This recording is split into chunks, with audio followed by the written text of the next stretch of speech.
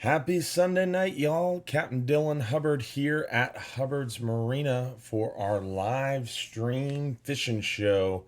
It is Sunday night and it is time for the live stream show. Hopefully, y'all are ready for another great show. We got a good one lined up for you. We're going to go live here on Facebook. We're going to get started here in just a few minutes. Happy Sunday night, guys. Captain Dylan Hubbard here at Hubbard's Marina. We've got a great Sunday night live stream fishing show lined up for y'all. Hopefully, you guys are ready for another great Sunday night show. We've got some really cool photos and videos to share with y'all. We missed last week because of our National Marine Fisheries meeting, and thanks to that, we've got even more cool stuff to talk about tonight, guys, because we missed a week, so we got a lot to catch up on. And hopefully y'all are ready for a great show. We're going to go over a fishing report from this week. We're going to show you some photos and videos from this week. We're going to go over the notes from the National Marine Fishery Gulf Council meeting that we had. We're going to give away some free fishing trips. We're going to talk about our Bass Pro Shop seminar coming up this Saturday. And we've got some special big news, some really big news. This is some of the best news I've ever heard this year. Definitely something that would really change the game for me. So we're going to share that with y'all tonight.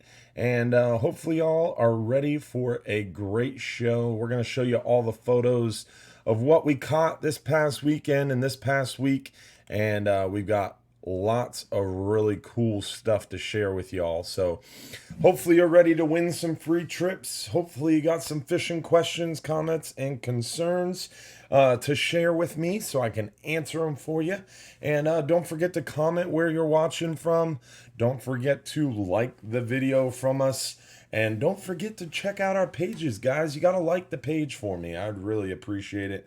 And don't forget to subscribe to us on YouTube. We've got a lot of interesting information tonight. Lot of cool stuff going on. Lots of killer photos to share. We're going to talk to Smokey tonight. We're going to talk to Brian Harris, our bait guy and inshore fishing guru. We're going to talk to Will and Jason from the 39-hour trip. And we're going to show you tons of cool photos and videos from this last week. And I've got some embarrassing childhood photos, baby photos of mine to share as well. So some interesting stuff tonight, to say the least. Hopefully you guys have some questions lined up for me. We got a lot to get into tonight. We're just letting a few people join here. Remember, these live stream shows are every Sunday night at 8:30 p.m. So if you ever want to join us Sunday nights, 8:30 p.m., unless I got an event or a meeting to go to or whatever, then we won't have one. But we have one tonight. We have one next weekend. April 14th is our next live stream show. And then Easter Sunday, we will not have a live stream show because hopefully everybody's going to be hanging out with their families and enjoying that wonderful holiday.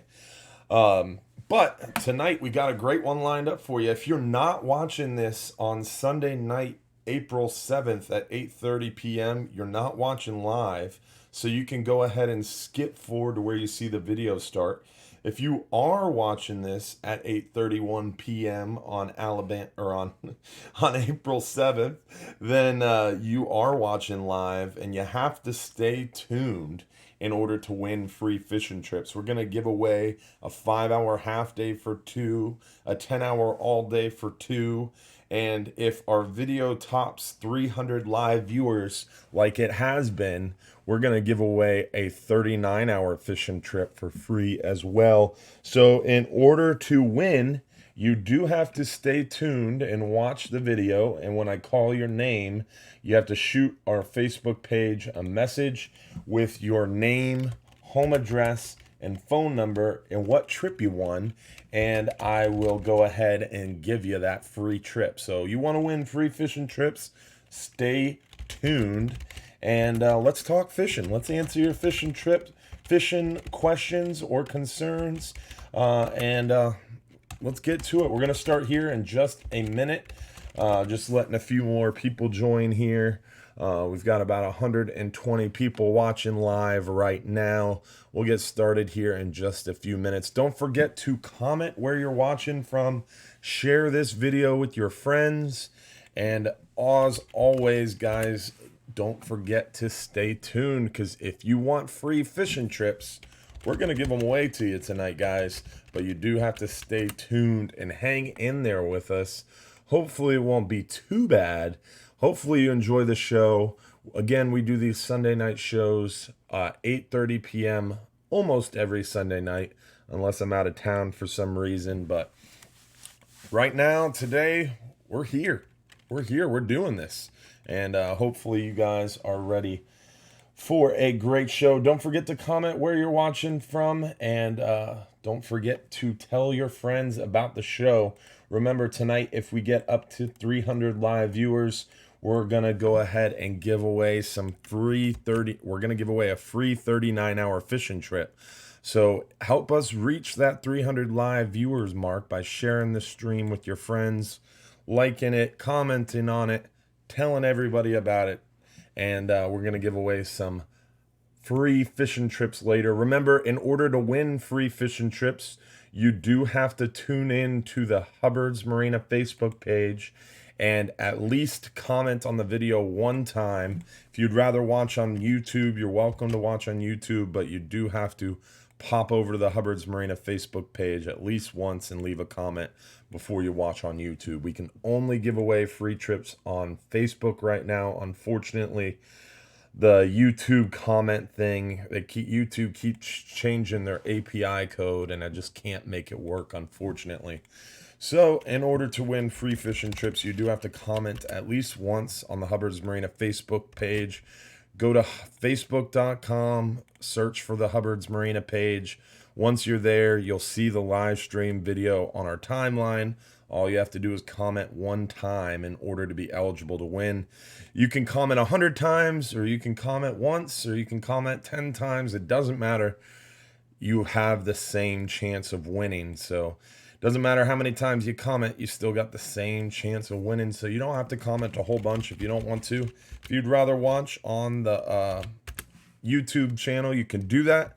But I encourage you to stop by the Hubbard's Marina Facebook page. Make sure you like the page and comment on the video at least one time.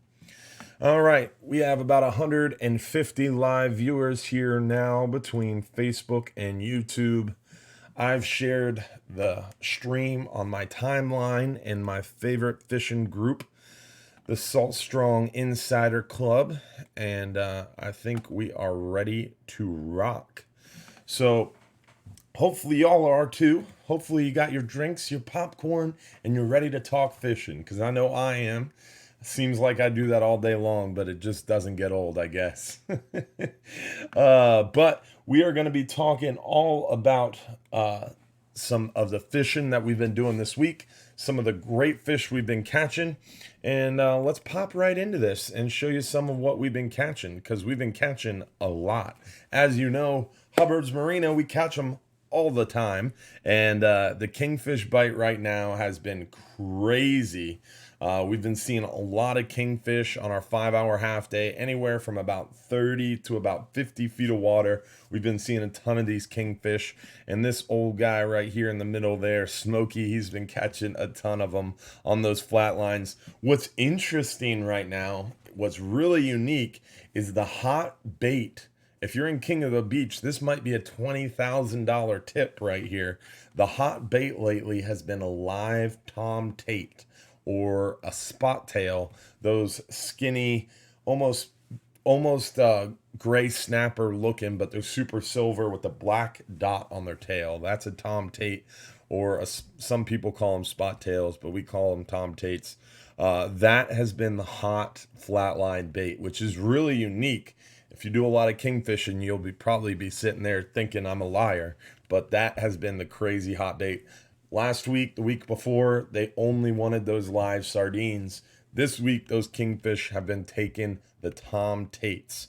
believe it or not. But we got King of the Beach coming up this weekend, and the Tom Tate has been the good bait lately. This is Smokey's Secret Flatline Special Rod. That's our Bass Pro Shops offshore angler jigging master, or it's an Ocean Master reel by Offshore Angler. It's a Bass Pro Shops model.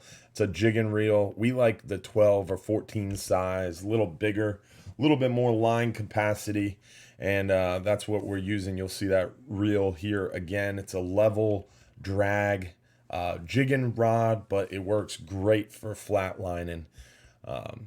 Captain Brian here, another one, and you can see in the background swinging in one of those live kingfish baits.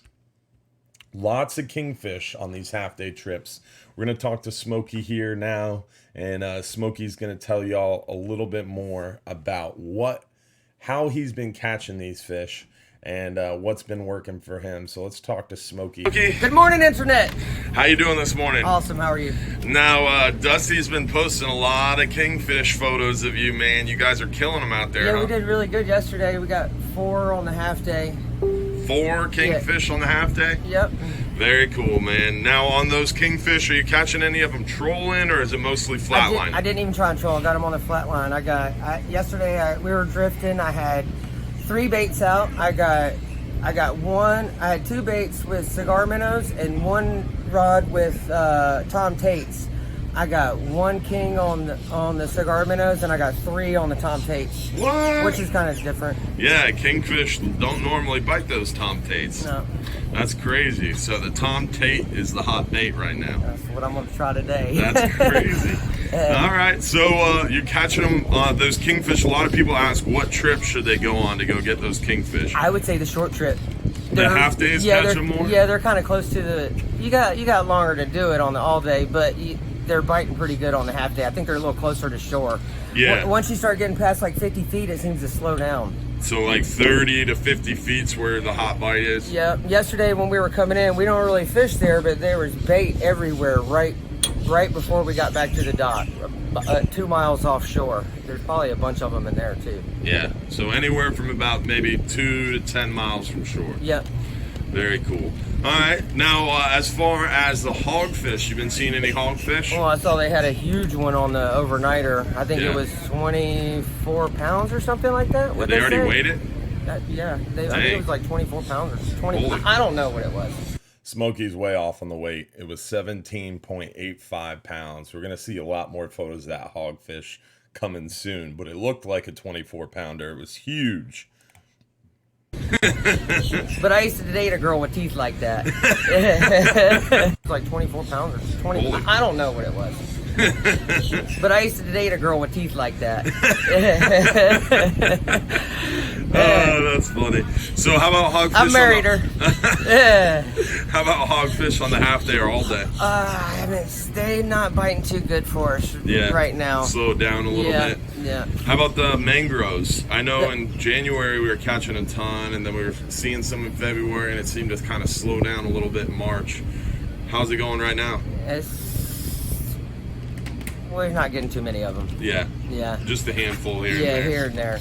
Kind of depends on the angler with those things, right? Yep, you got to be good at it. Yeah, and that water is super clear still. Yeah, it just kind of depends on the front situation. It might be. There's a lot of glass minnows out there too. They could be eating that. It's hard when there's a lot of glass minnows out there. It's hard to beat them. Yeah. That's what they want, and it's hard to use them for bait. Yeah, they just fall right off your hook. So a lot of bait, a lot of clear water. Yep. Important to kind of scale down your rig. So you seeing that? Yeah, definitely in the summertime you want to use a lighter line. Light. The wintertime they kind of bite anything. Summertime you got to lower it down a little bit. Yeah. Right now on the half day and 50 feet yesterday you can see the bottom. You could see the bottom in Yeah. 50 feet of water. Yep. Holy moly. So that right there tells you got to lighten up. Yep. Very cool. What about any special tips or tricks this week? Tips and tricks this week. Put some money in my pocket right there. There's my tip jar right there. That'll help you catch more fish, That'll right? help it for sure. I like the pressure. All right, man. Have a good all day today. Go All catch right, 'em you up. guys come fishing with me. My name's Smokey. I've been with Hubbard for 15 years. So I do this for a living, but I do this because I enjoy helping you guys catch fish. Yep. So whatever you need, you come with me. I'm going to make sure it happens. Yep, and he taught me everything my dad didn't want me to know. That's true. Smokey's proud of that. He's a good guy. If you haven't fished with Smokey before, you definitely would enjoy it. He definitely makes it a lot of fun. He most of the time works our 5-hour half days or 10-hour all days, and he definitely makes fishing out there a lot of fun for sure. But we're going to look at our 12-hour extreme and 10-hour private charters. The Flying Hub 1 has been running a lot lately. We've been having a lot of Flying Hub 1 private charters, and they've been destroying some nice red grouper with Captain Dave. Some nice fish, definitely. So let's look at some of those guys. Photo here is a little small. Captain Dave texted me these photos, so they're not super high quality, unfortunately. But he just came in today from a 10-hour private charter on the Flying Hub 1, so we didn't have time to transfer the photos like we normally do. So some of these photos are a little small, but you can see this young man and his father came out fishing today on the Flying Hub 1, and they got some monster fish. This young guy put a hurting on some keeper grouper. He got a few amberjack he caught and released, some triggerfish. I mean, just put a number on these fish. He really had them dialed in all day. Captain Dave had a lot of fun fishing with this young guy, and he is a fishing fool for sure. Some fat red grouper. Look at the size of that thing. Captain Dave's a big guy. He's a taller gentleman like myself, and that grouper there makes him look small. So definitely some nice fish caught today on the Flying Hub 1 private charter. I mean, talk about a great day out in the water. Watching this little guy catch all those big grouper. It was pretty fun for sure. Here are some of the Flying Hub 2 photos. The Flying Hub 2 has been doing a lot of private charters as well. Plus, we've been doing some 12-hour extreme trips. We've been seeing some nice tuna out there, a few nice kingfish out there. Definitely a great time to get out into that deep water. These triggerfish are open until May 11th. Great time to get out there and go catch your triggerfish. If you haven't eaten triggerfish before, they are some of the best eaten fish out there for sure. Really, really good tasting fish. We catch these a lot of times on thread fins or squid out there in the deeper water. Once we're past about 130, 140 foot of water, we see these triggerfish more often. So lately, since that deep water closure ended, we've been fishing out past 120, 140 foot of water, fishing closer to that 180, 200 foot mark. And that's been helping us get a lot of these nice triggerfish, these huge red grouper you're seeing, and we've been seeing some really nice scamp. The 39-hour caught some nice scamp, the 12-hour extreme caught some nice scamp, and the Flying Hub 1 has been catching some nice scamp as well. There's one of the smaller scamps, but a scamp nonetheless. These scamp grouper are definitely in my top 3 favorite eaten fish, especially a smaller scamp grouper. One of the best eaten fish around. They have to be 16 inches to keep, so a 16, 17-inch scamp, literally one of the best fish that you can eat for sure. Along with these triggerfish, hogfish is up there for me too. All killer good eating fish. There's another real... Oh man, I'm getting hungry looking at these photos. Nice big red groupers. Another photo of that tuna. Definitely some good eating fish, good fun, some nice size to them. Needless to say, those 12-hour extremes and Flying Hub 1 private charters have been doing very good out there in that deep water. But let's take a peek at the 39-hour trip. They came in this morning from a new moon 39-hour trip, and they did very well on pelagic, snapper, grouper, a whole mixture, a wide variety of fish. And it was really, really cool because the night bite wasn't so good. And because of that new moon, typically on a full moon, the bite's really good at night. Sometimes on the new moon, the bite's kind of slow at night. But the reverse is true. On a new moon, the day bite's pretty good. On the full moon, the day bite is kind of crappy. So definitely a little interesting observation that we've noticed for sure. But here is the big kingfish. Again, King of the Beach is this weekend. A lot of times these kingfish tournaments, a 40, 50-pound kingfish is a tournament winner. This is a 45.9-pound kingfish that was pulled in on a vertical jig during that 39-hour trip. Just about sunrise, this guy had this vertical jig on a jigging rod, sitting there ready to go. He asked Will, should I cast it out? And bang, that thing wasn't even jigged more than a few times, and they were on. So really cool to see big kingfish coming in. Got plenty of nice triggerfish. You can see here that little piece of what looks like shrimp sticking out of the top of his mouth there. Some nice mangrove snapper. Really nice scamp grouper on that 39-hour trip. Great eating fish here. Big trigger fish. Captain Garrett really put those guys on some nice fish. Again, the night bite was a little slow. The day bite really picked up for us. So really cool to see these good eating fish. Again, guys, make sure you stay tuned into this stream. I've been noticing the numbers going up and then going down a little bit. In order to win those free trips, you do have to hang around. When I call your name, you do have to shoot me a message. So if you want to win a free 5-hour half day for 2, a 10-hour all day for 2, and possibly even a 39-hour fishing trip, you do have to stay tuned to the video, guys. So hang out. It's only about an hour show, so not too bad there, guys. Nice big old lionfish on that 39-hour trip. We got into some really big vermilion snapper. Triggerfish kept coming. Mangrove snapper were a little picky, but we got some nice ones, as you can see. Lots of catch and release gag grouper, unfortunately, but those big vermilions really filled the holes in for us, along with some nice mangroves.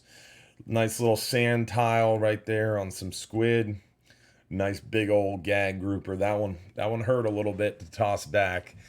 Good eating fish nonetheless. There's a true black grouper.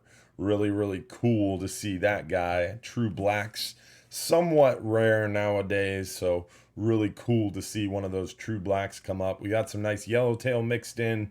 That guy's kind of curved, so you can't see the size of him, but there was some nice size to the yellowtails that we were catching out there. Monster vermilions. Those are some big vermilions. Good eating fish for sure. Some nice red grouper mixed in there. So real nice fat red grouper from that 39-hour trip. There's a nice scamp. Vermilion. Big old gag. The double vermilion. Porgy rigging it with some squid. They were tearing up the vermilions, catching 2 and 3 of them at a time. Some good size to them, some big triggers. Look at that triggerfish right there. That is a monster. And this is the gentleman here holding this triggerfish. This is the gentleman who caught that monster hogfish.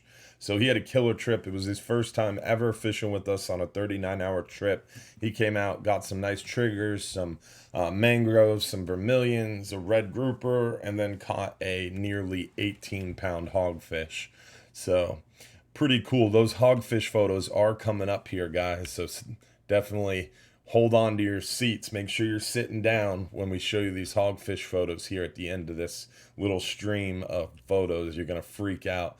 Look at the size of these vermilions, man. That is a monster vermilion. Crazy. Big scamp grouper, and look at the size of this big keeper gag. That's probably close to 25, 28, maybe even 30-pound gag. A monster fish. A little disappointing to let them go home, but those gags will open June 1st. They're open through the end of the year. Those gags always bite best in months ending in ER. Typically closer to the end of the year, October, November, December, with November and December being best for these gag grouper. But great eating fish. Some nice tuna. They probably had about a half dozen nice blackfin tuna. They got a couple nice kingfish. We're going to talk to Will after we look through these photos, and Will's going to fill us in a little bit more on how the tuna and kingfish were caught and when they were caught and when the bite is going good. So if you're in the King of the Beach this weekend, definitely want to stay tuned to that video to see when you need to get out there and catch those things. There is one shot of Hogzilla, monster hogfish, and that's not a very good photo of it, so wait till you see these last couple photos. We had a little bird join us. We had a couple little birds join us on this 39 hour. They were just hanging out on the boat. These little guys get lost from time to time on their migration, coming down, or probably heading back home for the summertime up north, and got lost in the Gulf of Mexico. There's Jason playing around. No, we were not going to feed the bird to the grouper, don't worry. Taking care of them, getting them rested up, and there's Hogzilla. Check out this photo. What size shoe are you, man? Video. Hubbard 10. That's a size 10 shoe. That's crazy. What size is your shoe? 17.85. You should put that big foot up next to My shoe makes it look.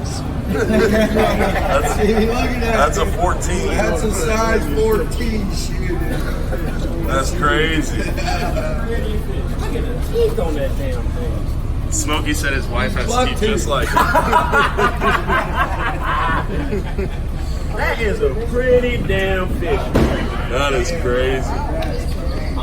Yeah, look at the teeth on that guy. Dude, you should get the jaws. You're gonna mount it, right? This is the guy who caught it. What'd you catch him on? A Puma reel and a Shimano rod. Yeah, but the bait, that's the interesting part. Squid. Yeah, piece of squid. What was your name again, brother? Orette Manderson. Rick? Orette Rhett. Manderson. All right, Manderson, there it is. Definitely high energy when he caught that. That's amazing. Let's see how off our tail is. Monster hogfish for sure. But let's see these photos. Check out these photos of this hogfish. I mean, just an epic fish, man. I couldn't believe it when I saw it this morning. It was truly amazing.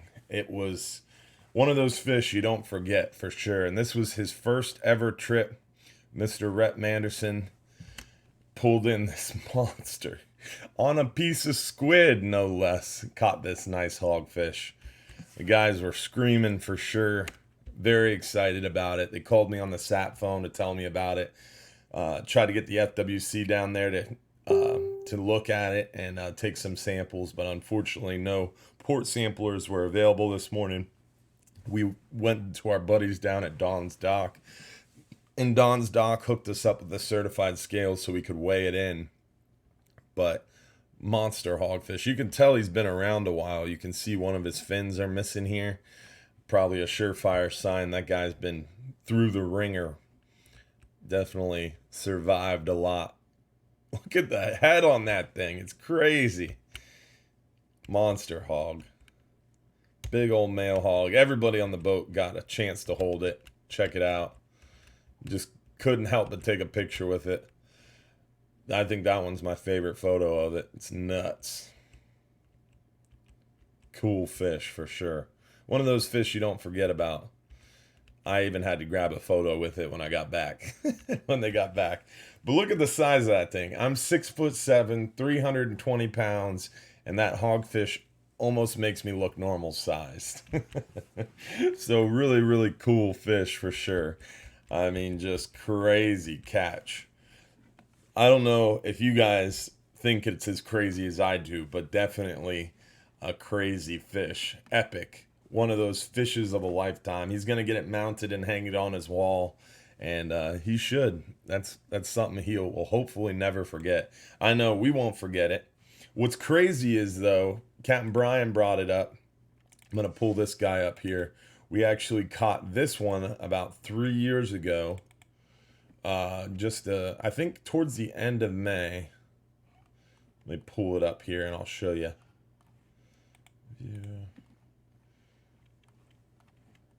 Oh, I'm in the wrong file. Here we go.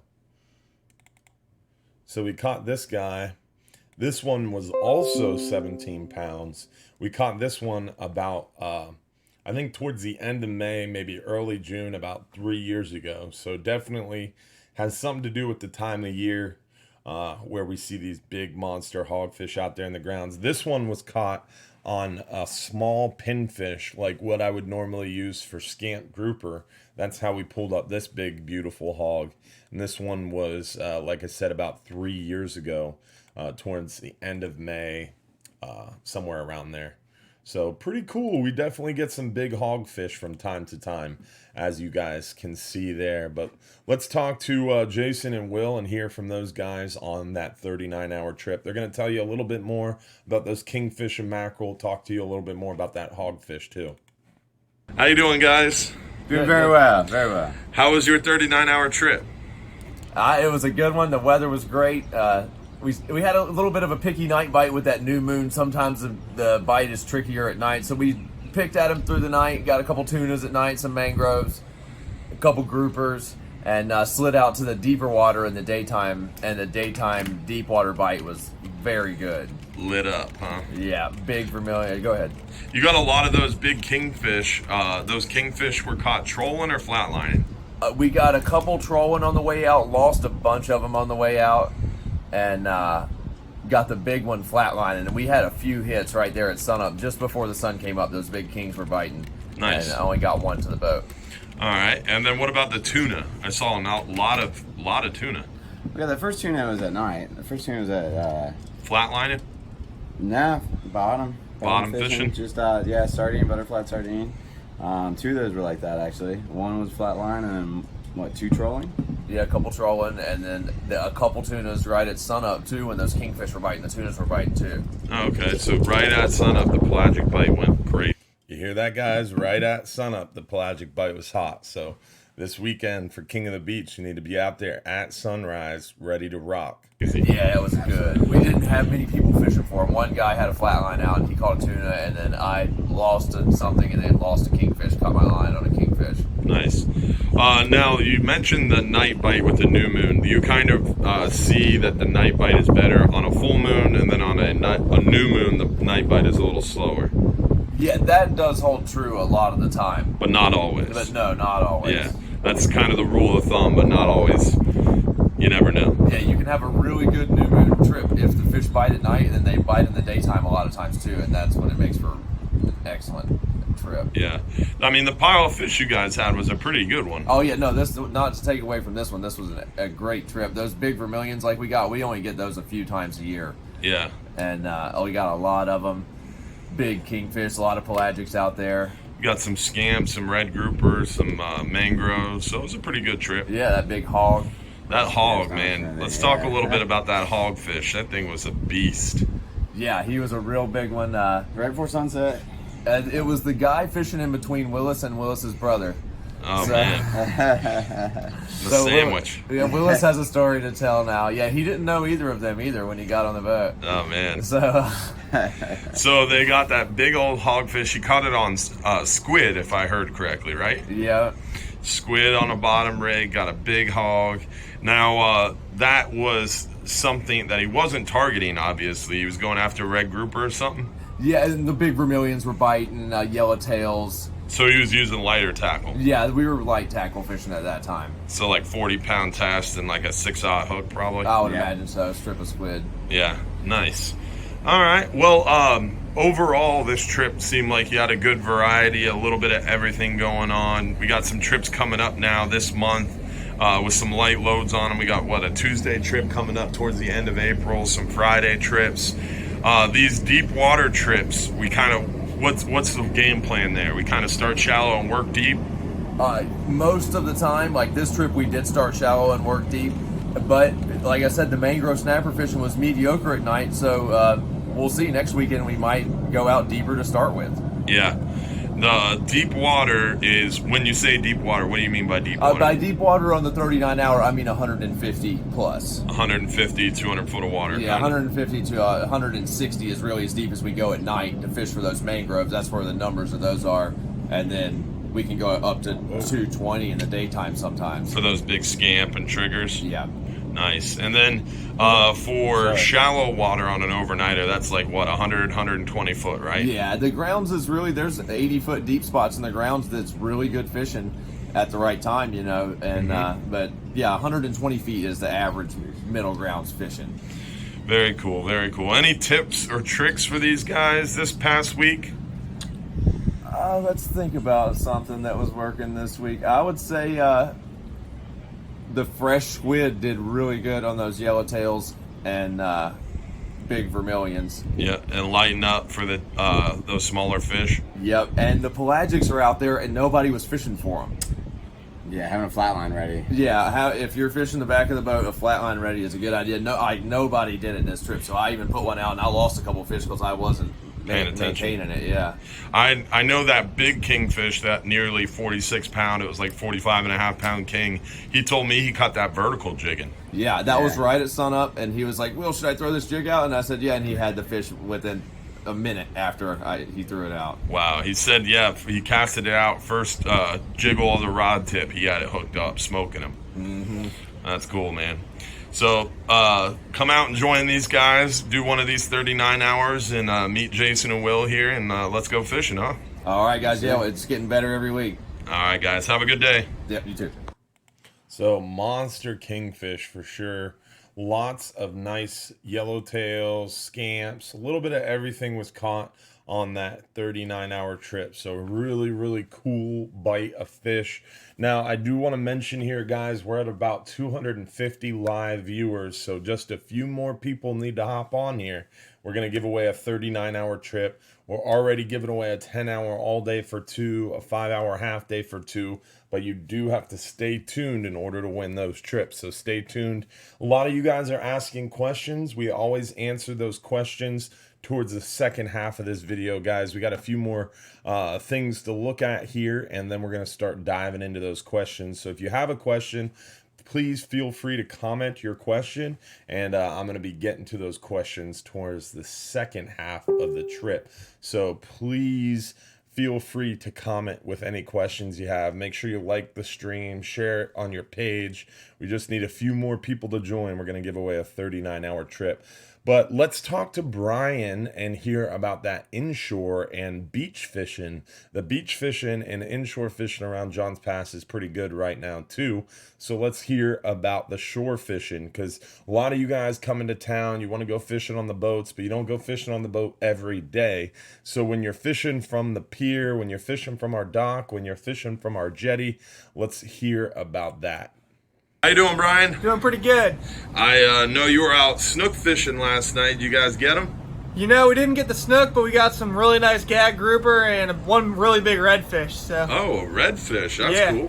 Haven't really been hearing much about them redfish lately. Yeah, we've actually been finding them on the bridges more than anything. Yeah. A lot of small ones showing up on the flats, schoolies and stuff, but the big ones we found deeper dock lines mostly, and a couple of the bridges. So. Nice. What'd you catch them on? I actually caught it on an artificial. I was using the Z-Man with a 3/4 ounce jig head, just bouncing for grouper. Yeah, right along the bottom. Yeah. Yeah. Got surprised. So. It seems to be how I always picked up those redfish. You work the lure in the top of the water column, you get the trout and snook, and if you let it hit the bottom, it seems like you have a better shot at those redfish when you're dock light fishing. So. What about along the shore and the jetties and stuff? You still seeing those pompano? Oh, the pompano are thick. It's one of those things though where the pompano are always moving. You'll be like, I'm on the pompano, and then the next day you got to the same spot and they're gone. They're at the next pass over. Yeah, they're really moving around. Yeah, you got to do some moving around. I'd say my best advice is pick a strong tide, and if you know if your spot's better on incoming or outgoing, pick that, and then go there, fish it for 30 minutes. If you don't catch one, move to the next pass over. I like to start over all the way over at Paso Girl Pass, then jump to Blinds Pass, then jump to John's Pass, then Clearwater Pass. So nice. Kind of work your way up. Yeah, that's a good way to find them if you really want to catch some pompano. So nice. And then what's your favorite bait? I know a lot of people like those docks jigs with the little teaser. I like using the docks jigs because I'm out there commercial fishing. So anything I catch, ladyfish, mackerel, anything like that, that's just extra money for me. So I like the dock jigs because it picks up everything. But if you can get them really dialed in, I like using either shrimp or a fiddler crab. Nice. So. And then what about the mackerel? You seeing any mackerel still? Yeah, the mackerel are super thick. If you go, half a mile out of any of the passes, you'll see them blowing up on all the whitebait. I caught some over at Johns Pass Bridge right behind us. They're everywhere. If you find bait, there's mackerel in there right now. Cool, and there's still a lot of whitebait at all the passes, right? Yeah, there's whitebaits everywhere. It's starting to get a little bigger, but it's still that stuff you really want a 1/4 inch mesh to catch it. So. 1/4 inch mesh. All right, cool. Yep. Any tips this week? Anything you could think of? Yeah, I mean, it's really warming up right now, so the redfish are moving on to the flats big time right now, and Snook it's a good, moving in. yeah, it's a good time of year to go out, and I like to work artificials this time of year and just cover a lot of ground on the flats and try to get those fish dialed in. So Are redfish kind of like trout? I know with trout, when you find one, there's typically a few more in that area. yeah, I mean, for me it seems like if I catch a really big one, a lot of times there's just one or two with it, but you get on a big school of rat reds, or this time of year over by Fort DeSoto, I've seen up to 500-600 redfish in one school just Wow. going crazy over there. So Fort DeSoto, like around the islands, that kind yeah, of thing. The flats yeah. in there. You'll see all the boats posted up on those islands, and that's the right area. Nice. So, All right, man. I appreciate it. Thanks, alrighty. Brian. Y'all have a good one. All right, we hit 280 live viewers watching that video with Brian. So we are going to give away a 39-hour fishing trip here shortly. We're going to give away a 5-hour half day for 2, a 10-hour all day for 2. A lot of you guys have asked some really good questions. We're going to get into those questions here real quick. But I did want to show you how to troll with a planer and spoon. The planer and spoon combination is a great way. If you have a 10-foot boat, 12-foot boat, 20-foot boat, it doesn't matter, even a little John boat, even if you have a kayak, you can use this method along the beach right now, anywhere from a mile to about 3 miles out, and you're able to find big schools of live bait, these white bait, and they're showering the surface, and that's because mackerel and kingfish are chasing them.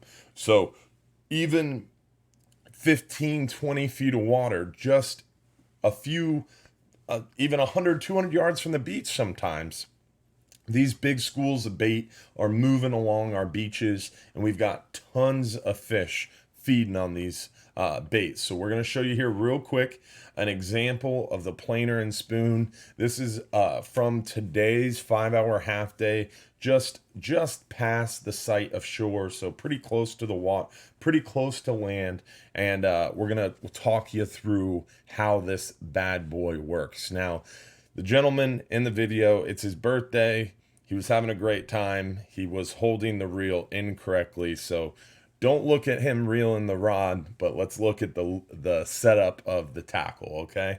So let's get into this. So again, reeling the rod backwards. Ignore that part. So you can see here the boat is underway and the fish is on the surface. So when you're trolling, it really helps to keep the boat moving, because if the boat's moving, that fish doesn't have an opportunity to get up underneath the boat and break you off in the prop or the rudder, and the other trolling spoons are still fishing. So a lot of times, as long as the boat stays moving, you're able to catch multiple fish at the same time. So when we catch a kingfish or mackerel, we don't slow the boat down because we're bottom fishing, so we want to get to our spot. But also, a lot of times you're going through an area where there's multiple kingfish and mackerel, and if you don't slow the boat down, or you don't slow it down too much, you have an opportunity to pick up a few more kingfish and mackerel while you're trolling. And the trick is to keep that rod tip pointed to the sky at a 60-degree angle or more. And as long as that rod tip's up in the sky, that planer is actually going to pull that fish right up on the surface. You keep that rod tip up and you keep steady cranking, and that fish is going to skip along the surface like you're seeing here. And that fish will come to the boat nice and easy, and you're still able to fish the other lures. So I wanted to show you that. Now here, right quick, you can see the planer bouncing here as it gets closer to the bite again. So that's the planer right here. You're going to see it bouncing. So you can see it moving there. So the planer is basically this device that keeps that spoon underwater. You typically have a bigger reel because the boat's moving quite a bit. We troll at about 7 to 9 knots. You can even get away with trolling around 6 knots or about 7 to 10 miles an hour. And you use that number 1 planer or number 2 planer. And about probably around 60-pound monofilament is a great option. we like using braided line in our reels because you have more line capacity, and that braided line cuts through the water better, so it's able to get that planer deeper in the water. And that planer is tied to your main line, and then you have the leader going from the planer to the spoon, typically anywhere from about 12 to 18 feet of line between the planer and spoon. The spoon is anywhere from a smaller squid spoon up to about a 6-inch king spoon. Now the trick is you want to match the size of the planer with the bait that you're seeing. If you're seeing small sized bait around, if you're trolling close to the beach, you want to use a smaller spoon because those kingfish and mackerel are feeding on those bait. And if you're using a 6-inch spoon and the bait you're seeing is only 2 or 3 inches, you're not matching the hatch and you're not as likely to get as many fish bites. So you want to definitely look at the bait that you're trolling past. If it's smaller bait, you use a smaller spoon. Now, in this case, we're trolling all the way out there into 30, 40, 50 foot of water. So we're using these 6-inch spoons most of the time. And between your planer and spoon, you just, again, use that 60-pound monofilament. You don't want the braid near your planer or near the spoon. So braided line in your rod, but you put about maybe 15 to 20 feet of monofilament before your planer, and then you put about 12 to 18 feet between your planer and spoon. So, as you reel it in here, you stop that planer right at the rod tip. You're going to see him do that. So he's going to, Paul here is helping out. He's going to stop, tell him to stop reeling. Once that planer gets to the tip of the rod, you're going to see the guy with the rod step back. And that's going to allow Paul to grab that leader and hand line the fish in the rest of the way. So we're going to see that here real quick. So the planer stops right at the tip. You're able to hand line the fish in. Swing it right in. Now there's the spoon. You can see that 6-inch spoon got him right in the lip. And it's a great way to troll lots of mackerel and kingfish to the boat. It's really fun for kids or really any experience level angler, because all you have to do is go up and down the beach. And once you find that bait, you look for the birds. The birds are going to show you where the bait are. You troll towards those birds. Once you catch a fish, you just do real big circles or figure eights with those planers and spoons out, and you're going to pick up a ton of kingfish and mackerel.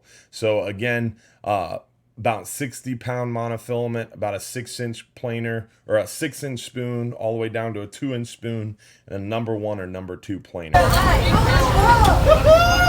you go, baby. Nice. He had a good birthday. Caught a lot of those kingfish and mackerel today. But we're going to go through some of these videos here real quick. We've been catching a ton of these kingfish lately. So you can see here, been catching them. This is the flat line. You can see this is Smokey's flat line. This was on one of those Tom Tate's. Nice kingfish. Trick is you got to work together, because if that kingfish runs up underneath the boat, you're bottom fishing. It gets tangled with some other people on the boat, so you got to work together to make sure that you don't get it pulled off the line. Now, it's a good option with a flat line and to be bottom fishing, because as long as you're bottom fishing, you're creating chum slip, and that chum slip will attract more of these kingfish to the boat. So you're bottom fishing, you're catching snapper and stuff on the bottom, and you're doing flatline fishing where you're catching kingfish and mackerel on the surface. So we're catching them on the hub, we're catching them on the party boats, we're catching them on all the private charters. A great time to get offshore right now. Anywhere from about 30 to about 50 foot of water is where we're seeing a lot of these schoolie sized kingfish. Now the bigger kingfish, you got to go out there deeper water. Anywhere from about 100 to 120 foot of water is where we're seeing those bigger If you feel kingfish. pressure in that other line, don't pull it. The flat line, we typically use one of these big spinning reels. You can see here we're using about a 6,000 series spinning reel, whereas on the party boat we're going to use a bigger 4/0 reel. Now you can see this little bit of a tangle going on here. This is a private charter, so these are all family members. So they're nice. Yeah, go ahead, cut it. They're nice having a good time together. Keep rolling, keep rolling. Get a little bit of a mess, but they still catch some nice kingfish. These girls ended up catching probably a dozen kingfish, along with some nice snapper and a couple hogfish mixed in too. And this is just about maybe 9 to 12 miles from shore and about 30 foot of water. So great fun. Lots of these shrimp for those hogs. First king for the day. Now, when I bring these things in the boat, we're going to get more. They got some really bad cool. teeth, and if they hit you, they will peel all the... And it makes it fun. It makes the bottom fish Here he is, here he is, I see him. There's another kingfish on the party boats. We got another one. On the party boats, on the private charters, it doesn't matter. These kingfish are thick right now, so it makes these 5-hour half days a lot of fun. Typically, where we're catching just those gray snapper, maybe a hogfish, we're getting a lot of these kings mixed in. So, really great time to get out there and enjoy fishing with your family. Yeah, give me a little slack. Kingfish is going nuts. So really, really cool. Another, I think this one was the bigger kingfish. We're gonna see here. This is Smokey's rod. You can tell with the pink duct tape. Bingo! Booyah! Oh, wow. Good job, Andrew. That thing will poke you. Don't grab the wire. I got above the wire. There you go. Nice fish for sure. Now a lot of these are flatline kingfish because we're not trolling. When we're trolling, that's when the boat's moving. The trolling hasn't been all that great as we head straight offshore to bottom fish. But if you're trolling the beach and just moving up and down the beach, hitting those bait schools, that's when the trolling's going well. So if you want to troll, stay close to the beach, 3 to 5 miles, even 1 or 2 miles. Just troll around those bait piles, and you'll have some good trolling action. But if you're out there, if you're heading west to go bottom fishing, the flat line has definitely been working better than the troll. But as you can see here, a lot of great flat line in action. These are all from the past week. On the 5-hour half days, a few of them on the 10-hour all day. Ooh, that's a big one.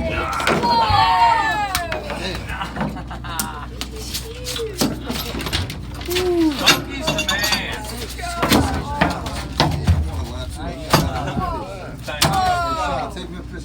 Nice fish for sure. I need my camera. One happy angler over there, man. It's pretty cool. And here is one of those pompano. We were talking about pompano earlier. A few of you guys were asking about pompano. The Doc's Goofy jigs are really where it's been at for these pompano. The very beginning or the very beginning of an incoming or outgoing tide around the jetty, around Madeira Beach, Treasure Island, either jetty, north or south jetty. The south jetty of Johns Pass is typically less crowded because it's a little harder to get out there. So south jetty of Johns Pass, the very western tip, we're catching a lot of these pompano right now. The Doc's Goofy jig, the yellow colored Doc's Goofy jig, or the naked ball jig, really good options. You basically just want to pop them along the bottom, about maybe 4 to 8 inches along the bottom. You just want them to kind of skip along the bottom. The trick with those pompano is they're hunting the sandy bottom areas, looking for sand fleas or live shrimp or crabs, and they've got their faces in the sand, cruising the beach. They're going real fast up parallel to the beach. They cruise in those little troughs. When you're walking out into the surf, you know how you kind of stumble as you're walking into the surf? That stumble, what's making you stumble is a little trough. The waves break and they make these little troughs in between the sandbars. And that's what these pompano are traveling on. It's basically a fish highway. The snook do the same thing in the summertime.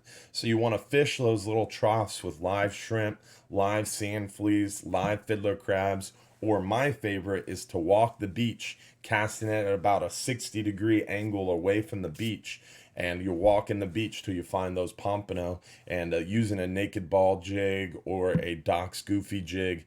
The Doc's Goofy jig or the naked ball jig, you want to make sure you're using a loop knot. Real important you use a loop knot. About 20-pound fluorocarbon, about 15-pound braid, around a 4000 series spinning rod. A 7-foot, 7'6" rod is what you want because you want a lot of casting distance. Again, you're not casting directly west away from the beach. You're casting along at a almost parallel to the beach, but at maybe a 45 to 60 degree angle away from the beach. So you're working almost a diagonal away from where you're standing as you walk the beach. Closer to the jetties or the passes is the best area where that water's starting to move, suck in those crustacean, those crabs, those sand fleas, those shrimp, and those pompano are ambushing those baits in the little tidal eddies and tidal swirls. John's Pass, Blinds Pass, Passa Grill, Clearwater Pass. It doesn't matter. The pompano are thick right now. So great time to get out there and go catch some pompano from shore for sure. So we showed you some fishing photos and videos. We're going to give away some free fishing trips. While we were looking through those kingfish photos, we had 310 live viewers between Facebook and YouTube. So we're definitely giving away a 39-hour fishing trip. So stay tuned for that. But real quick, wanted to show you some embarrassing childhood photos. Remember, Hubbard's Marina has been around almost 100 years at this point, over 90 years. We're 4 generations. This is a young Captain Dylan Hubbard and my pet pelican. When I was a younger kid like this, I was out there catching pinfish on the dock. I would catch pinfish and sell them to the guys going fishing. And I had a lot of pet pelicans because they loved my pinfish that I was catching. So this is the original Hubbard's Marina before the big boardwalk was built, before we had a real nice office. We're just basically a shack right there. You can see the office chair. We were basically underneath the building. It was pretty funny. There's my trusty cane pole. You can see my cane pole, my bamboo cane pole. And there's the charter boat, the Hub, back before we rebuilt it, one of them many times. There's the cane pole. Sitting there fishing for bait. Good times. There's Captain Wilson Hubbard, my grandfather. This is an embarrassing photo of my father, Captain Mark Hubbard. Well, not that embarrassing, but an old photo of Captain Mark Hubbard. And there's the Hub back when it was a commercial crab boat. You can see it's not as nice as it is today. Just kind of bare bones, hard-working boat back then. Baby Dylan. We used to go out in the boat a lot as a family, go fishing, go crabbing. It was a lot of fun. There he is. This is the Hub. You can see the Hub back here. This was when the Hub was a mullet boat. So the Hub started out as a commercial crab boat. Then it was a commercial mullet boat. Then we made it into a charter boat. So this is the first iteration of the Hub. There's no cabin on it at all. Just a 40-foot Morgan bare hull. And then this is the second iteration of the hull where we built the cabin on it, had a little curtain to close, and that's when he was commercial mullet fishing. And then we built out a big fish box in the back, added a bunch of cushions to it, and added a canopy to it, and now it's a charter boat. So pretty cool, the history of the Hub, and baby photos of myself. So hopefully you guys enjoyed that.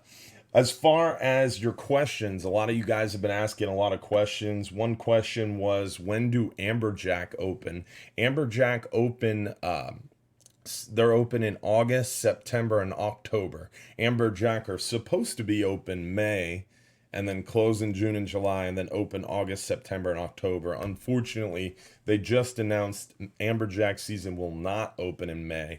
It'll only be August, September, and October. So no Amberjack season in May. They'll open August 1st and remain open through the end of October. One question was, how was our National Marine Fisheries meeting? If you guys aren't familiar, I go to every Gulf Council meeting. The Gulf Council is our federal fishery council. They are who governs the federal fishing. So if you're outside of 9 miles in the Gulf of Mexico, you're in what's called federal waters. So the Gulf Council handles the federal fishing regulations. And so we go to all 5 Gulf Council meetings every year to talk to the council and fellow fishermen about fishing regulations, what's going on, and we really, really try to stay active in our fishery to advocate for recreational anglers like yourselves and make sure that we have the best possible fishing seasons and the most fishing access while also conserving our fisheries. So spend a lot of my time, money, and energy going to these meetings and advocating for our fishery. And what we learned at this last federal fishing meeting in Biloxi, Mississippi, I was up there last week. We have a webinar coming up I did the math. I actually applied to be on the council, and during my application process, they made me tell them how many meetings I attended last year. I spent 48 days last year in these federal fishery meetings. So pretty crazy amount of time we have invested here in these federal fisheries. But we have a webinar coming up, which means we're just basically having a meeting, but it's online. So instead of going to a place to meet, it's going to be held online. This webinar coming up is about the stock status of mangrove snapper. So they just recently had the first ever mangrove snapper stock assessment, where they tried to count the mangrove snapper in the Gulf of Mexico, and it didn't go so well. Surprise, surprise. First time they ever do a stock assessment, there's a lot of uncertainty. And that uncertainty, when the scientists see that, their first reaction is to conserve the fish, because if they're uncertain how many fish are out there, they don't want us fishing them like crazy, because they want to make sure that fish stock and that biomass is healthy.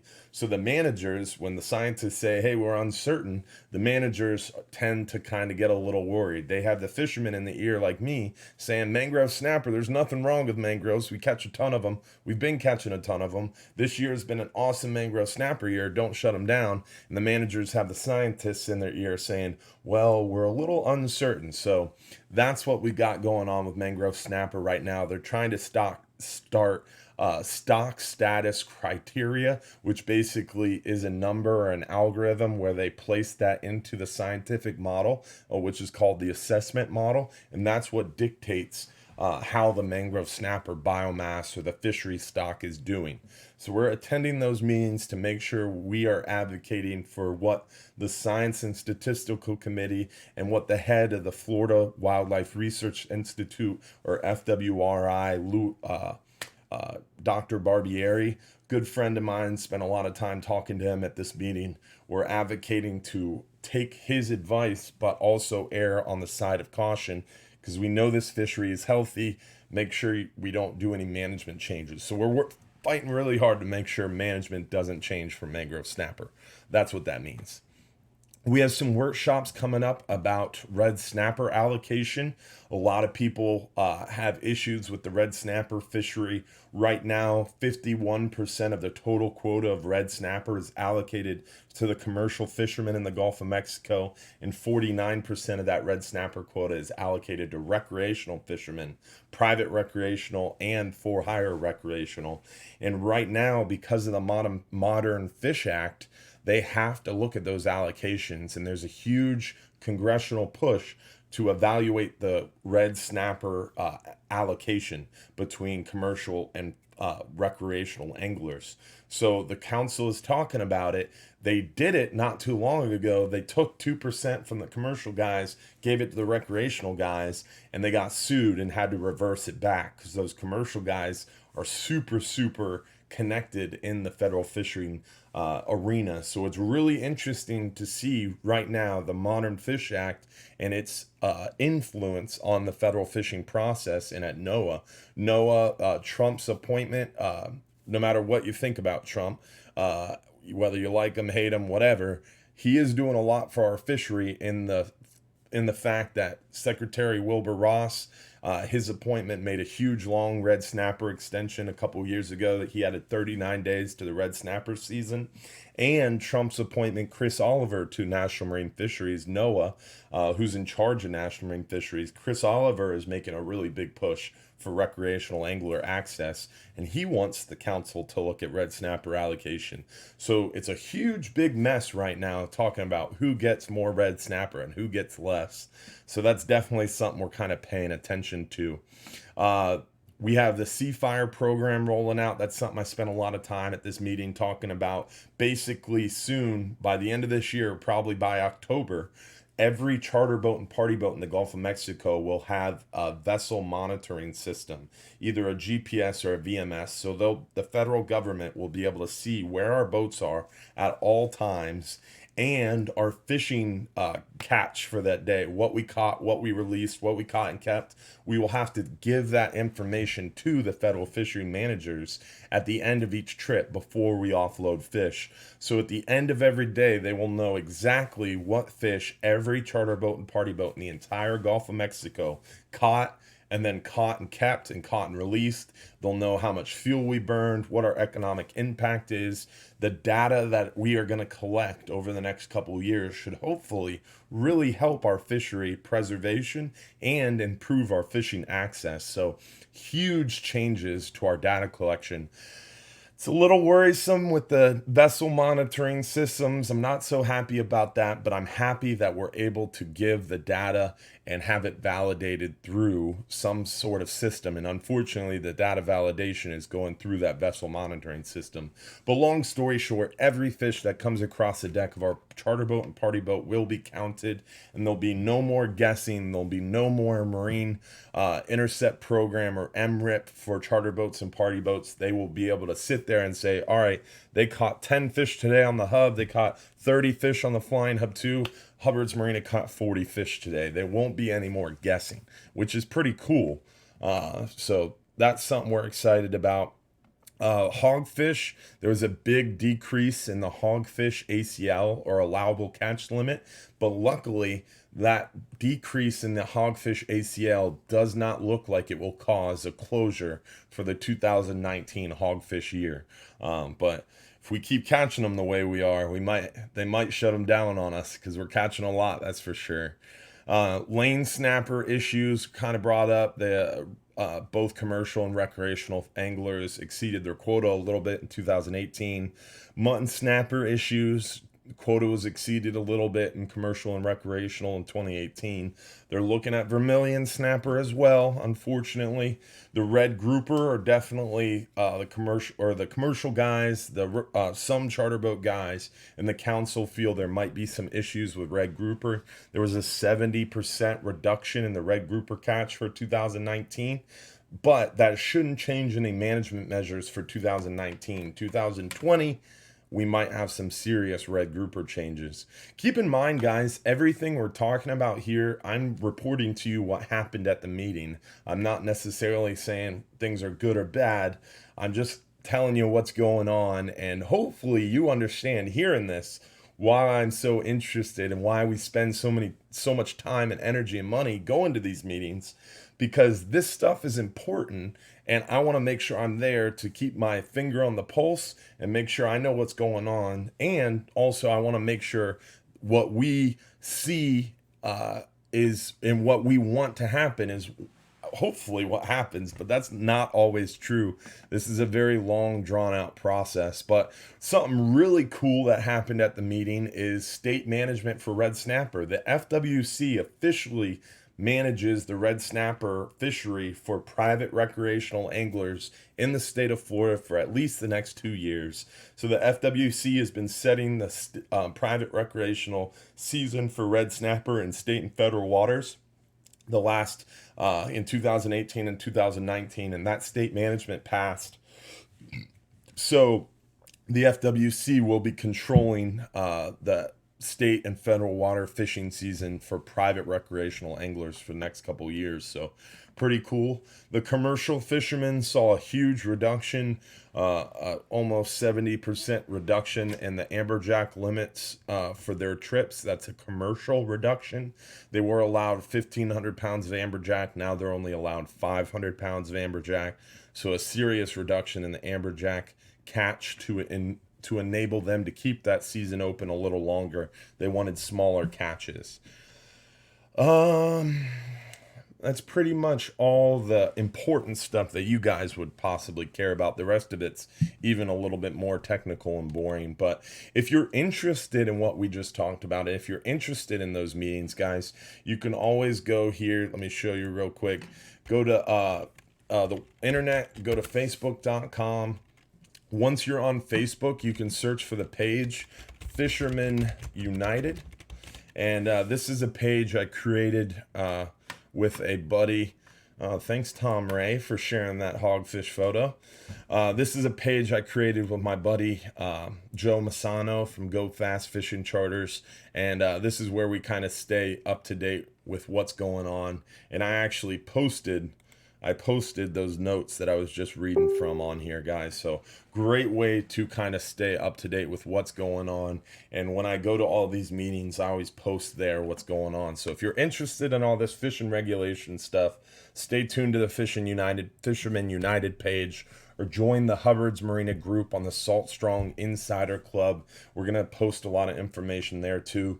And I'm hopefully starting a website soon that'll be having a lot of that information and a lot more videos from me as well. So pretty cool stuff there.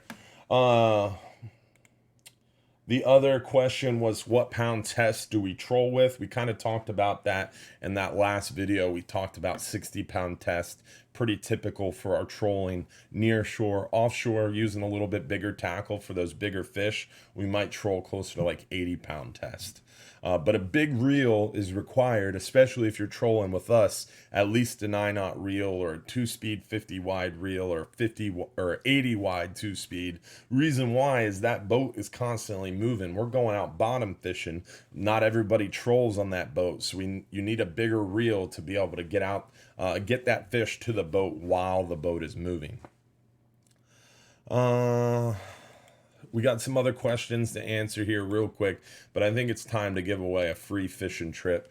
Remember, guys, we're giving away a 10-hour all day for 2. We're giving away a 5-hour half day for 2. In order to win those free fishing trips, you do have to comment on the Hubbard's Marina Facebook page at least one time. So make sure you've commented. You go to facebook.com, look up Hubbard's Marina, and then once you're at the Hubbard's Marina page, find the live stream video and comment at least once in order to have a shot at winning one of these free trips. So we're going to give away a 5-hour half day for 2, a 10-hour all day for 2, and a 39-hour trip. So real quick, we're going to give away a 5-hour half day for 2 first. This is a $110 value. You can use that $110 value towards another trip if you don't want to do a half day. So someone's going to win $110 towards either a free 5-hour half day for 2 or $110 trip fare towards another fishing experience. So let's see who won a 5-hour half day for 2. Remember, you have to, once you win, you do have to shoot my page, the Hubbard's Marina page, your name, your home address, and your phone number, and I mail out that live stream show certificate. So Mr. Jay Cawley, Jay's been fishing with us for a real long time. Pretty cool dude. So congrats on winning that, Jay. Pretty cool. You can win a 5-hour half day for 2. Hopefully he is paying attention, and hopefully you're shooting the page a message to win that free fishing trip. So let's get back into your questions here. One of the questions was, boaters versus pier fishermen. This is a big, huge topic. If you are a pier fisherman, you know what I'm talking about. If you're a boater, this would apply to you too. Definitely, we're having a problem right now, especially on the weekend here in Tampa Bay. There's a ton of fish. There's a ton of bait around, and the boaters are getting close to the Skyway fishing piers to catch bait. Right now, there's a ton of whitebait concentrated around the Skyway fishing piers.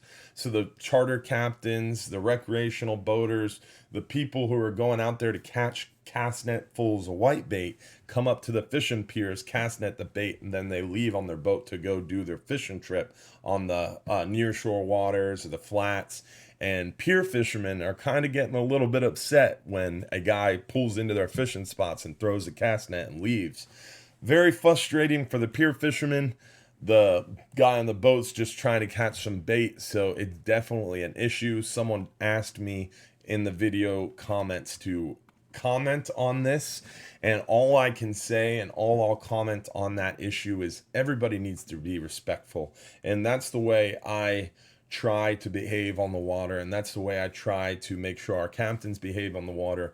Respect is utmost important. If you're a boater and you're pulling up to a pier to catch bait and you see a pier fisherman there, try to go a little bit further down away from where he's fishing. Watch out for his lines. Try not to run it over.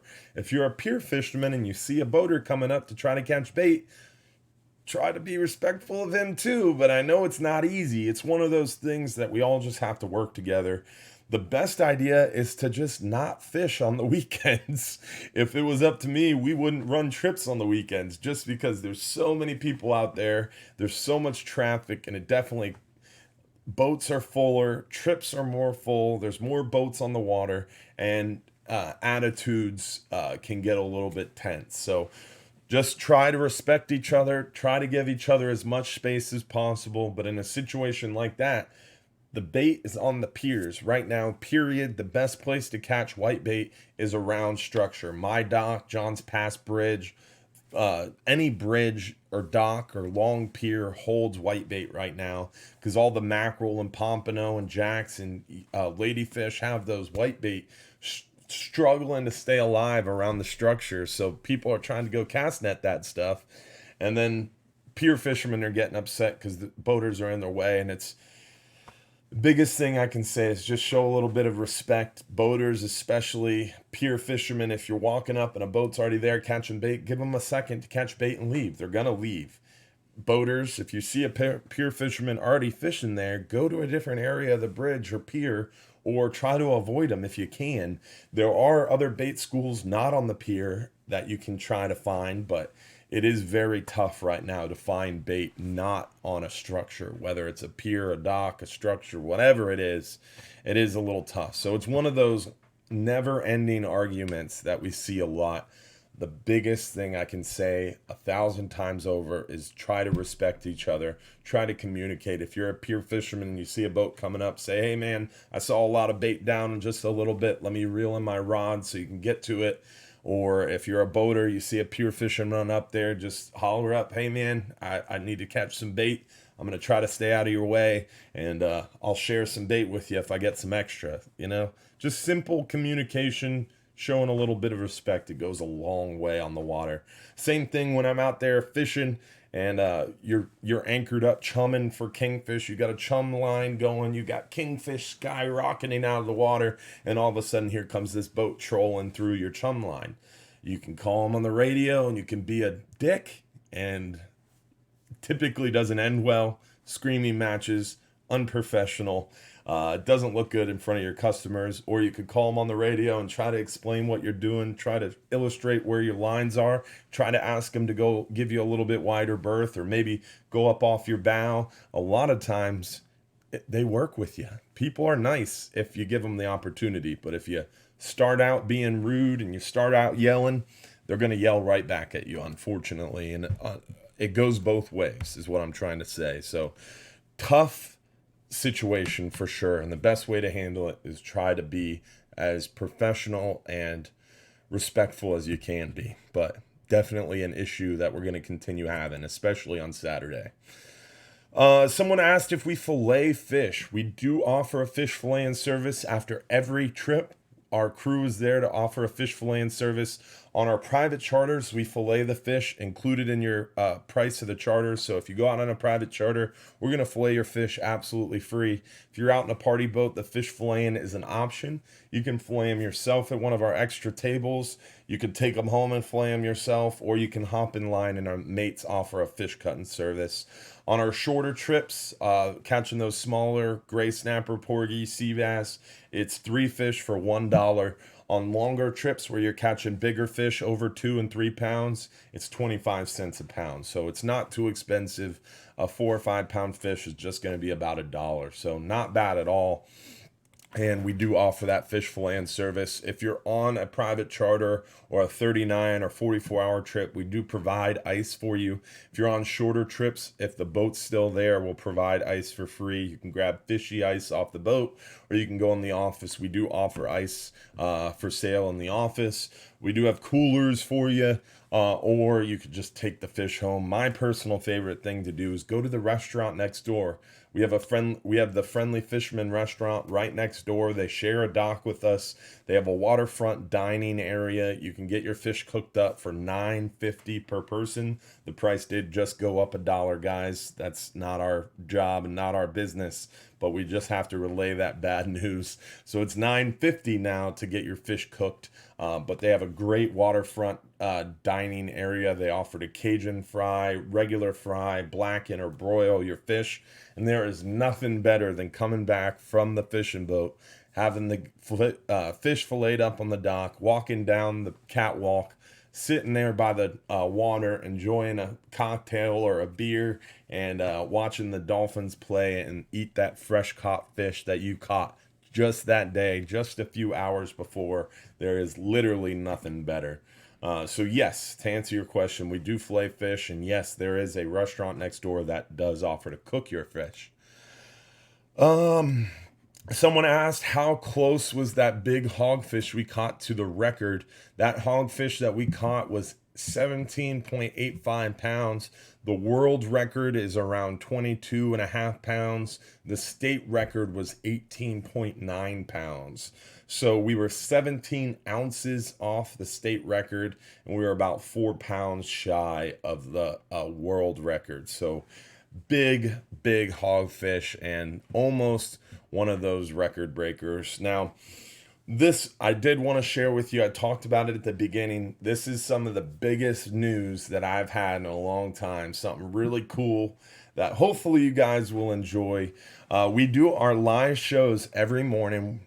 We do a short little 5-10 minute show where we talk about what's going on, what we're doing that day, what's weather's doing the next couple days. And we show you a cool view or two, maybe the sunrise. Typically every morning between about 7:30, 8 o'clock is when we do these short videos. Then we do this live show every Sunday night. Hopefully you enjoy that. But Fox 13, that's Fox 13. That's our big news station here in the Tampa Bay area. They've reached out, and Russell Rhodes or Dave Austenberg wants to have us on Good Day Tampa Bay Friday mornings, either 8 or 9 a.m. to talk fishing. So you could tune in to Fox 13 Friday mornings and talk fishing with us. We're going to show you what's been caught. We're going to share photos from our boats and from the jetty. And if you catch a nice fish and you want us to share your photo on Fox 13, we're going to start that up. So I have a meeting tomorrow with Russell Rhodes and the team from Fox 13. And hopefully we're going to get this rolling. Hopefully it's going to happen. But I'm really hopeful that we'll be live on Fox 13 this coming Friday. But we're going to know more tomorrow, and we're, of course, going to share it with you guys. So make sure you stay tuned. And if you know someone at Fox 13, make sure you tell them that you want the Hubbard's Marina Fishing Report every Friday morning.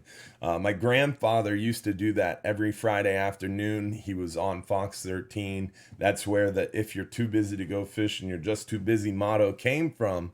My grandfather used to do that back in the day. So I'm very honored that Fox 13 has approached us, and I'm very thankful to you guys, because without you guys, this wouldn't be possible. So hopefully we're going to be there talking fishing, and hopefully that's going to happen for us. So some pretty cool news. We've got Bass Pro Shops coming up this Saturday. If you don't win some free fishing trips tonight, this coming Saturday, the April 13th, we're going to give away a 5-hour half day for 2 and a 10-hour all day for 2. All you have to do is come join me at Bass Pro Shops April 13th. The seminar starts at 2 p.m. Over at 3, we give away free trips at 3. And during that, it's an in-person Q&A. So you can raise your hand, ask me your questions, and I'll answer it right there for you. And then after, I always hang out for a little while answering your questions at the table. And I can even show you in the Bass Pro Shops where some of my favorite tackle is. So come hang out with me this Saturday, April 13th. Don't forget about our live show next week, April 14th, 8:30 p.m. And let's give away another free fishing trip. Where'd my thing go? There it is. All right, so who wants to win a 10-hour all day for 2? Again, don't forget about that Fox 13, guys. Y'all call the news station tomorrow. Tell them you want to see us Friday mornings. So let's see who won the 10-hour all day for 2. Then we're going to give away the 39-hour fishing trip. So you want a 10-hour all day for 2. Let's see who won. Drum roll. Jim Watts Wesley Chapel, Jim Watts, won a 10-hour all day for two. That is a $180 value that you can use towards a 39-hour trip, or you could just take a free 10-hour trip for two people. So up to you, Mr. Jim Watt. You just won $180 towards your next trip with us at Hubbard's Marina. So pretty cool. And I think I answered most of your questions. Let me see here. Scroll back through here. Hopefully you guys enjoyed the show. Again, we'll see you next Sunday night, April 14th. We'll see you April 13th at Bass Pro Shops. If I didn't get to your questions, I'll make sure to go back through this as soon as I can and answer some of your questions. If I... Oh, someone asked a funny question. Kyle Hopwood said, is the shirt you're wearing available for purchase in the store? No, this is my lucky shirt, man. I wear it every live stream show. No, I've got a couple of these guys. I don't wear the same shirt all the time. Don't worry.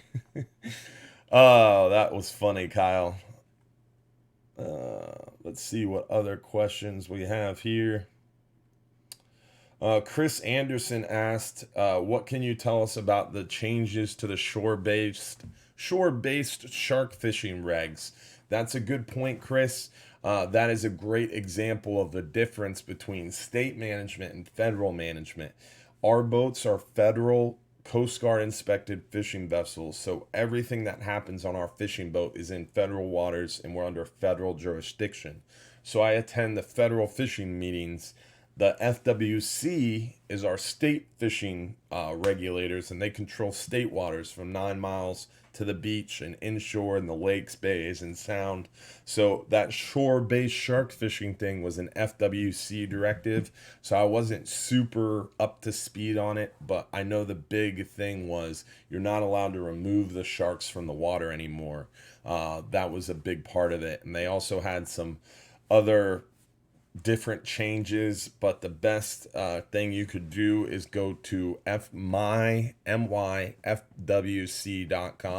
and you can look up fishing regulations there, and they're going to show you right on their website all about the changes in that shore-based shark fishing. I looked it up the other day, but honestly, brother, I don't do any shore-based shark fishing myself. All my shark fishing happens in federal waters, so I'm not super up to speed, but I know you can't take the sharks out of the water anymore, and I know you're not allowed to chum from the beach, which no one chummed from the beach anyway. That was kind of a stupid rule. Why would you throw chum out into the surf? Because the surf's just going to push the chum back at your feet. It was pretty funny listening to that, but hey. Now, I did have someone ask about the weather. When you go to hubbardsmarina.com, on our website, you can go to fishing trips. I'm going to scroll in a little bit here so you can follow me. On our website, you go to fishing trips. Once you're at the fishing trips page or the fishing trips tab, you can scroll down to where you see the weather links. When you click on the weather links of our website, this is going to take you to our weather links page, which has all the links that I use to check the weather for our trips. So under the weather links page, you're going to see the NOAA forecasts, which are really generalized large areas. So I don't really like the NOAA forecast, but it does give you a good idea of the general information. It kind of lets you see the trend. So I do look at the NOAA forecast to kind of give me a general idea of the trend that's going on. But the one that I really like is the Wind Finder forecast. This is very localized to specific weather buoys. So you can look at this first one, and this first one is going to give you the whole map of the area, and you can see all the different you can scroll all the way out here and see the whole world if you wanted to. Ooh, nice big old storm up here in the Atlantic. But obviously we're paying attention to Tampa Bay area, so you can scroll in here and it's going to show you all the different weather stations. The Egmont Key weather station is the one I like. It's about 10 miles from shore. This gives you a good idea of what's going on during our half day and all day fishing trips. And you can see here for the next 7 days, all real low winds, not super high winds, so everything's pretty nice the next couple days. But it does get a little bit rainy there Monday night, and because of that, it's going to kind of continue through Tuesday. We got a little bit of a weather system moving in from the south. That's that La Nina going on. The weather pattern kind of pushed that tropical moisture up towards us a little early. So going to be a little rainy Monday night. Going to be a little rainy there Tuesday. And you can see about 2.5 foot seas Tuesday and almost 4 foot seas Wednesday. So not super windy over the next couple days, but Monday night we're going to get some rain. We're going to get a little bit of rain Tuesday.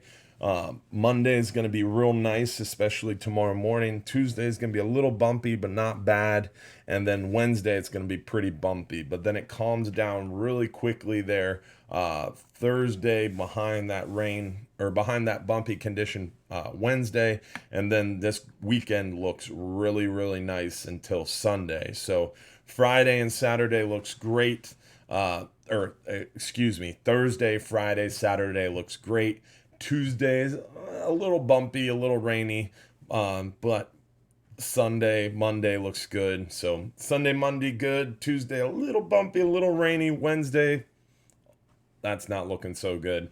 Thursday, Friday, Saturday looks great. And then Sunday morning looks good too, but then it's going to get a little bumpy there Sunday afternoon. But keep in mind, guys, you got to check that all the time. This time of year, the weather changes so rapidly. Anything more than about 24 to 48 hours in advance is really just a guess. So you really got to look at those weather links every day because it's just not that accurate super far in advance. So you got to constantly update that by checking back on the website and seeing what's changed. So definitely encourage you, if you have a trip booked on Sunday, don't cancel it yet because the weather can change a lot this time of year. March is very hard to predict weather-wise. April isn't much better. Until we get into about May, that's when we start seeing some consistent weather patterns. And all the way through the summertime, don't let the rain scare you, because every day you have 50, 60, 70% chances of rain, because every day it rains in the state of Florida in the summertime, but that's always late afternoon. Those afternoon thunderstorms are going to start up soon as we get hotter and hotter and hotter. So that afternoon thunderstorm is going to cause a rain percent or rain chance every day. And a lot of people are like, oh, I'm not going fishing. There's a 70% chance of rain. Well, if you didn't go outside in the state of Florida when there was a chance of rain, you never go outside. So don't let the rain chances scare you. Let's go fishing. Monday's great. Tuesday's okay. Wednesday's not so good. Thursday, Friday, Saturday look really good. So let's go fishing. That was the weather. So a quick weather forecast. And keep in mind, guys, that changes a lot, so you got to check back in. Watch those morning videos. Every morning we give you a little weather update. We tell you what's going on. So let's see who won a 39-hour trip. And then I'm going to bed because I have to wake up at 5 a.m. tomorrow and do it all over again. So who wants to win a 39-hour trip? Let's see. Let's see a show of hands, guys. All right. The 39-hour trip, $369 value goes to Sturgis, G. Sturgis from Sarasota, Florida.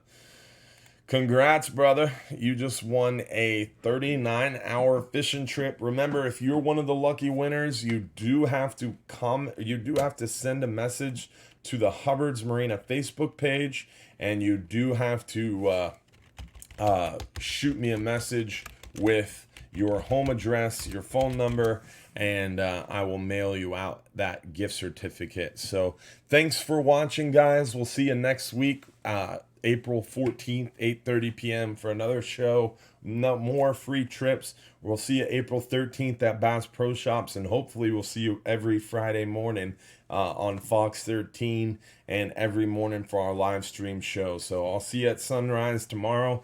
We're going to talk more about fishing. And remember, if you're too busy to go fishing, you're just too darn busy. Have a great day, guys. Thanks for watching.